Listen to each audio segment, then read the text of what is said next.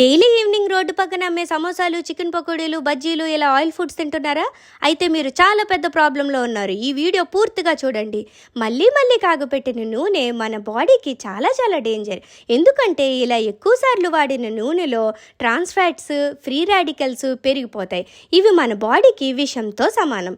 ఇలాంటి ఫుడ్స్ నేను ఒప్పుకుంటా, చాలా టేస్టీగా ఉంటాయి. బజ్జీలు కానీ, రోడ్డు పక్కన అమ్మే చికెన్ పకోడీలు కానీ చాలా చాలా టేస్టీగా ఉంటాయి. అందుకే డైలీ మనసట్టు వెళ్ళిపోతుంది. కానీ డైలీ ఇలాంటివి తింటే మొదట్లో గ్యాస్ట్రిక్ ప్రాబ్లమ్స్, డైజెషన్ ప్రాబ్లమ్స్ వస్తాయి.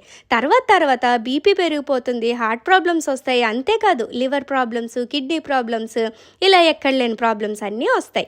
సో ఇలాంటి ఫుడ్స్ డైలీ తినేవాళ్ళు ఇక నుండి అయినా తగ్గించుకోండి.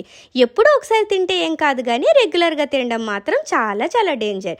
సో కొంచెం జాగ్రత్త పడతారని ఈ వీడియో చేశాను. ఈ వీడియోని ఎక్కువగా బయట ఫుడ్ తినే మీ ఫ్రెండ్స్ అండ్ ఫ్యామిలీకి షేర్ చేయండి.